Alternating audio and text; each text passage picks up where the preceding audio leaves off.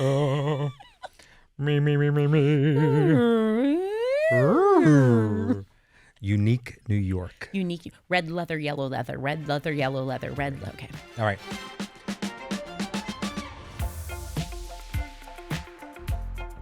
Hello, Sara Haines. Hi, Brian. All right. It is Wednesday. It is hump day. We are halfway through the week, and we're a little delayed. And the reason we are delayed is because you spent about a minute and a half pushing a pull door. It wasn't a minute and a half. It was about 90 seconds. I just sat there watching and waiting for you to realize what was happening. The worst part was I was trying to counter a story that was being told about me not being weird. And I was like, yeah, right. And then the door would not open. And you kept pushing harder.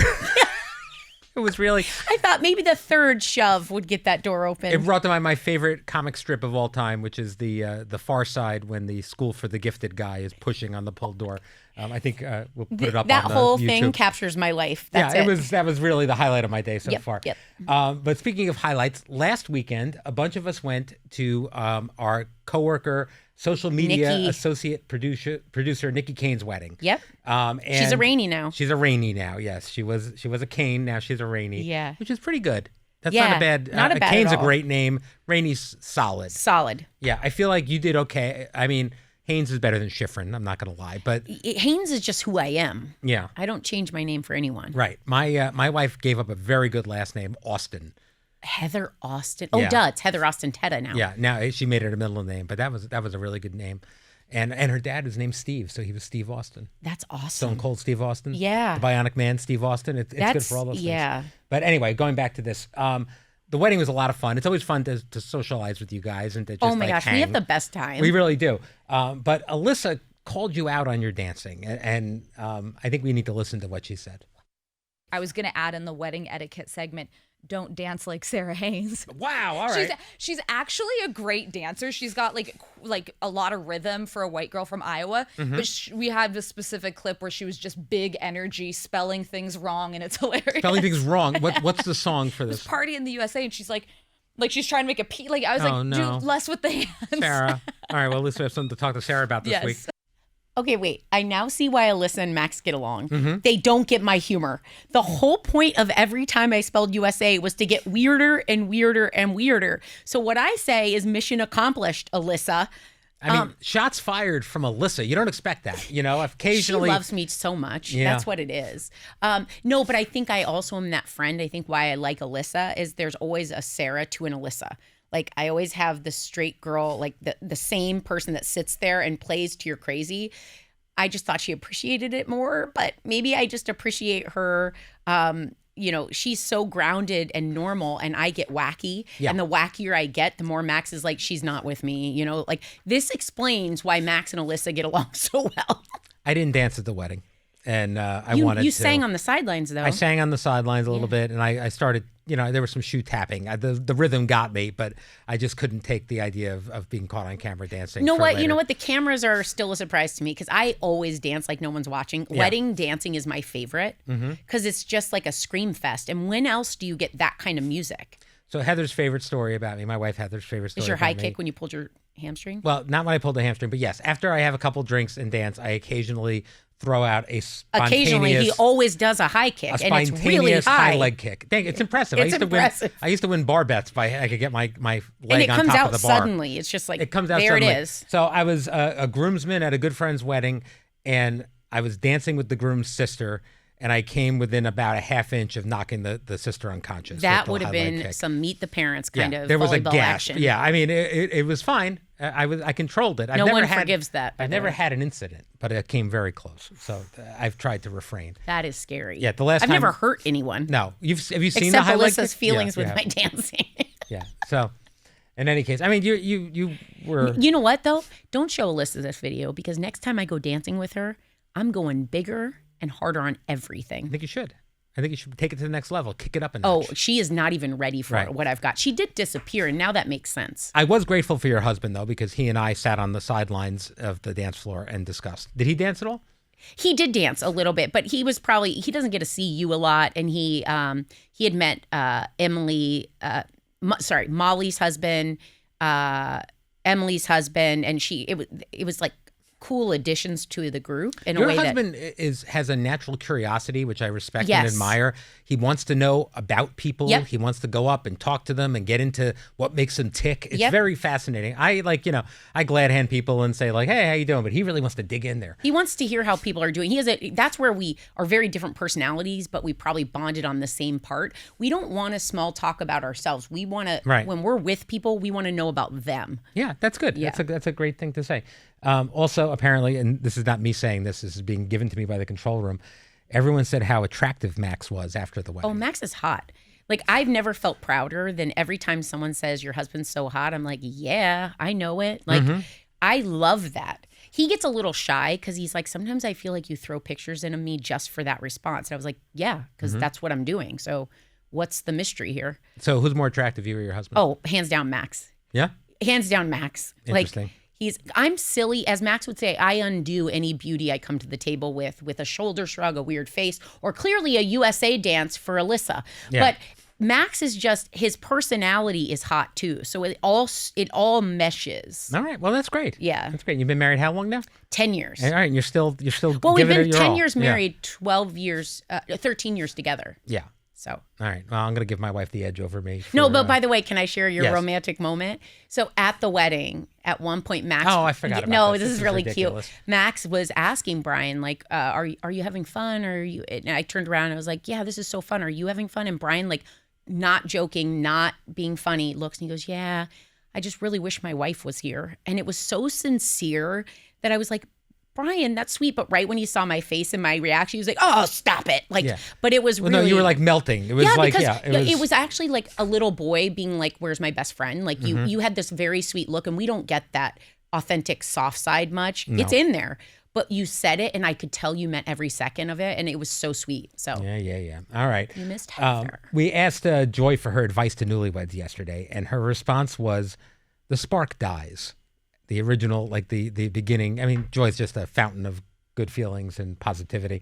That's why she was named Joy, people. That's supposed to give you the warning you need. Do not enter or walk toward that beautiful, joyful light because you will be burned. Fair enough. The last time we were here on the podcast, you were saying that your youngest, Caleb, Yeah. not to be confused with your favorite, Sandra. It is not my favorite. You say it on here all the time. I know, but I do it more to make you laugh, just like the USA dance, which I'm not going to get over anytime soon. Alyssa. Were you pushing the pull door to make me laugh, or were you just... That was actually real. Yeah, that was real. But you did mention that Caleb was having anxiety about being the only boy yeah. in his dance class. I know the recital happened. Kind of has a happy ending here. Tell us how it went. It does. So I'm new to the recital world, and anyone that's in it knows what this is like. But on a Friday, we have a rehearsal. Saturday, a dress rehearsal, and then Sunday, the big recital. On the Friday night, last Friday, Caleb wouldn't go on stage. And I kind of panicked because I was finding that I was trying to walk that line as a parent between making him feel safe. He was petrified. He was shaking on my leg, like scared. He didn't want to go out on stage, and he hated that he was the only boy. So I was trying to find the happy medium between comforting him and letting him know he's okay, but we're going to have to do hard things and like this. And so he wanted to sit with me. And I said, I drew the line at that. I went from soft and coddling to, Caleb, this is a year long. You're on a team. You don't have to go on stage, but you're going to stand on stage. You have to go be with them. And so he went and I thought I was calling his bluff, but he stayed. I have pictures of him off the stage, just standing there, just watching, didn't want to do it. The next day we get to dress rehearsal and he said, no, I'm going to do it. I'm going to do it. Because he'd met a boy from another class and was so impressed with this boy that he's like, I'm going to be just like him. I'm going to do this. He doesn't go out on the first dance. He doesn't go out on the second dance. And I was starting to get emotional, but emotional for him that he wasn't going to have the opportunity to overcome this. Because young kids, he's 5, almost 6, but they don't understand, like, you don't get another chance. When we leave this, the costumes are done, the dance is done, unless you decide to do another full year. That was your moment and you missed it. And that's okay. But like, I didn't want him to be upset. The third dance, he walks out and he lit up. He didn't just go out. He was like, this isn't just not scary. This is fun. And he like blew it out of the water, went through the recital. He could not wait to get there. And by that point, there were other parents involved because they'd seen him crying.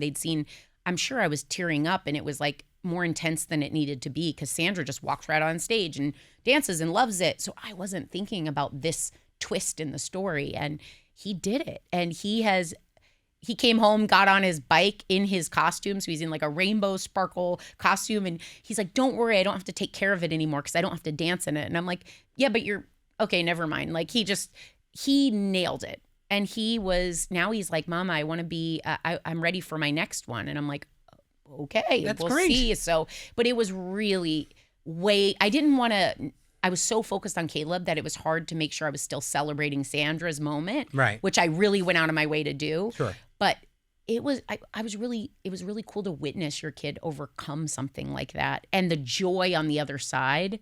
So it was special. We had my daughter's spring cabaret last night, and they both performed. I saw the videos. They did an amazing job. I'm so proud of them, and of course, part of me is like, well, it's your daughters, and that's why you think they're so great, but they're really talented, and I'm really proud of them. But I'm not speaking to talent now. I'm speaking to full stage energy for my kids. But that's the other thing. But I'm just so impressed with the confidence, which I never had at that age. You're right. And everything that comes from that. And for Caleb, too, for what he'll carry that with him now. Yeah. He went out there. I think back, I didn't feel comfortable on a stage in front of people, and I think I missed opportunities that I would have enjoyed. I would have liked to have tried acting. I remember once in college, I went to a tryout for a play-by-play guy for the TV studio. Yeah, you would have been great at that. I bailed right before the audition. I got nervous at it, and I was afraid to do it. And it's just being able to overcome that at an early age, and I hope it stays because it can get rocked as they get older. Oh, it'll keep getting rocked because I definitely have bumped into that many times in every year of my life, probably. What about when you were a little kid? Were you somebody who would get up on a stage and Yeah, but I don't remember not being scared of it because being the third of four, I went to every dance class, I went to every gymnastics, so by the time I went on a stage, I'd seen everyone do it, so it was like almost that pass, like Caleb had never seen someone getting on stages. Right. He's seen Alec in games and things, and Sandra's been on stage once, but he didn't come. He was too young to attend and sit still, so we didn't bring him. But he doesn't know what it feels like to watch people just do it, love it, and get excited. So he didn't have my sisters paved the way for me. There wasn't much I was scared of, and because they took all the attention in a room, I was determined to be louder, bigger, and dance like Alyssa insults me to make sure people noticed me, and they did. Thank you, Alyssa. Professionally now, is there anything that would scare you? 1,000 things scare me. But like performance-wise, do you get nervous ever if a big interview? Or Yeah, I do. I did a panel with Andrew McCarthy recently. Yeah. And my nerves don't come from my ability to do the job. It's my fear that I'll drop the ball for someone else's moment. Mm-hmm. So it's kind of like when I did The Chase. I thought if I mess up at this fast-paced game, I could be making it harder for either the chaser or the contestant. Right. When I was interviewing Andrew McCarthy, to bring that back, I loved his documentary. It was about brats and the Brat Pack. And I knew the material and I knew it, but I wanted to ask every right question to make it special for him. So the fear was not really anything more than the indebtedness to the person or the people. It wasn't the audience or the stage. It was usually the individuals I was with. It's funny. The last time I got really nervous was when we did the 92nd Street Y last year. Oh, really? And I walked out, and I was the first one to introduce everybody. And I looked out there, and I was surprised by it. I didn't expect it, but my stomach flipped. I was like, oh, boy, okay, I hope I know what we're doing, and we've got enough, to cover for an hour. And we have this other one coming up. We have a live podcast in June, the second anniversary Behind the Table Anniversary Gala. Oh my gosh, is that your podcast?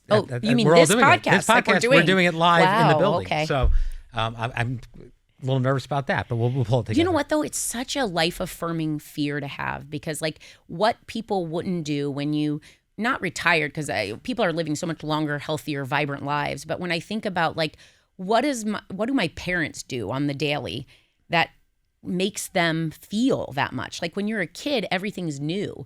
That's what I love about having kids. When they try something new, they're nervous about the bike without the wheels. Yeah. It's such a simple thing, and we know that being on the other side of it. But how exciting when life continues to thrill you and you're learning new things. That fear is just a reminder that you're here and you care. And, like, it's actually something to kind of be embraced because it won't always be there. Well, talk about somebody who seems pretty fearless to me. We had basketball legend Dawn Staley on the show yesterday, and she is so impressive as a WNBA All-Star and now the coach of the University of South Carolina women's basketball team with 3 NCAA championships. What did you think of her? I know this was a booking you were very excited about. Well, yeah, because I watched her. Not many people remember the American Basketball League, ABL. I heard you telling her this. Yes, on the I said break. I remember going from college with my team and coaches to an ABL game in Hartford. And she's like, whoa, oh, gee. Like, I thought, oh, God, I'm dating myself. But I remember the ABL. I grew up watching people like Dawn Staley. So although the greater audiences are just coming to women's sports, girls, women, and women athletes specific have always been watching the sports. And so she's the type of icon I watched for years. I think of her more as a player than a coach in a lot of ways. But she has such an inspirational story to tell. Her legacy speaks for it. But one of the things I loved that she talked about was someone took a chance on her. And you and I had a conversation. You don't need the meat of it to talk about when you take a chance on someone. And you think about it, everyone had someone who took that chance and the power you have when you can take a chance on someone else. And it just reminds me, like, you could see the pride in the record she had created to almost thank that person who I don't remember his name, but she mentioned his name. She said, you know, he gave me my chance. And I think and I could tell she was trying to say, lived up to it. Yeah, absolutely. And there's nothing greater than making people realize the investment they chose was the right one. Absolutely. And then being able to do that for somebody else. Yes, and to know that's what she does now. She takes chances. We also talked about Angel Reese and Caitlin Clark. For those who didn't know, last week, Caitlin fouled Angel, and then Angel tried to confront her about it on the court. It was an aggressive feeling in that moment. They seemed okay afterwards, but it's blown up into a huge story, partly because of all the hate that came afterwards. Yeah. And it was really awful. What did you think about it? Well, there's like the story that's actually happening and then the narratives weaved around it that probably are more nefarious and, you know, dabble in racism and all the ugly things. Yeah. As a female athlete who, for the longest time, women have fought to be allowed to play as aggressive as they want. We're not trying to play like men. We're trying to play like women, but like, let us do that. So when they're aggressive and everything in the game, I'm all for it. The part I have taken umbrage with as an athlete, with all the coaching that plays in my head, all those voices and the type of athletes and humans I want my kids to be, I'm never okay when it gets into, to me, unsportsmanlike conduct. Right. Whether it's Djokovic, like nailing his racket on the court, or someone getting knocked around on the court. I hate it when I watch men's sports too, when they jump up and they start to fight. And to me, that's outside of the game. Fouling someone intentionally, that's part of actually basketball strategy. It's strategic, yeah. Anyone that watches basketball, anyone that's played basketball, that's just, you know it. Now, the emotions that play out, everyone plays differently. I'm never going to be a fan of that. Like jumping up. I think of every game, if I even, the way we toss the ball back to the ref, like my parents I was the most scared of, but the coaches, the way they raise you is, or at least the ones I trained under, sportsmen, that was the entry to the party, is you were always to be an example of the jersey you wore, the school you played for, the team you were on. So I take that very seriously. So again, like it will never, Caitlin Clark and the way she handles herself is always idyllic to me because she does it the way I was trained to do it, which is you can get mad and you can mumble and say all the things and talk smack and do whatever. But when you start to get upset about the game, I don't want to see that play out. Like, I just will never be a fan of that. Something kind of crazy I saw this weekend. Not crazy, but just awesome, really. The game on Saturday night, the WNBA game on Saturday night, yes. It outrated the Yankees and the Mets on Sunday night as the big baseball game. That's how big WNBA has gotten. Well, one thing that I don't know if I've said it on here, but I loved is Max and I went and we were at a couple games last season, and we've also been to NBA games. And again, as a female athlete, I had to grow up like idolizing people like Michael Jordan, because for so many years, unless you were near a college, you couldn't see female athletes. So you idolized the males. I had male basketball shoes, like, because you wanted them to be black, not white and pink, all the things. So we grew up doing that. I'm a huge NBA fan too. Mm-hmm. We watched those games and then we watched WNBA. Max put it together. He said something about the WNBA is more entertaining to watch. And what we realized is when you look at the NBA with some of those players north of 7 feet feet tall. There's something not normal about that. Like most people don't come out that size. And there's this unique breed of people that are huge and amazing. The Serbs, Jokic, all the different people, they're huge. Most regular people walking the earth can't relate to that size. They can relate to the game of the WNBA where they're 5'10". Some of them are tall, but most of them 6 foot. That's relatable. So the game they have to play at the most elite levels is more collaborative. It's more artistic. It's more true to the sport. It's not a one-woman show where you just walk down and shoot it, and then the other team runs down and shoots it again. And they have to actually play the sport. And that's fun to watch. We talked about dance before, but as an athlete, do you encourage the kids to play sports? Is it something that you push or don't push? Or I have always said I can't wait to get to know my kids and who they become. So I kind of I said to Max, like, they have to try chess. They have to try art classes.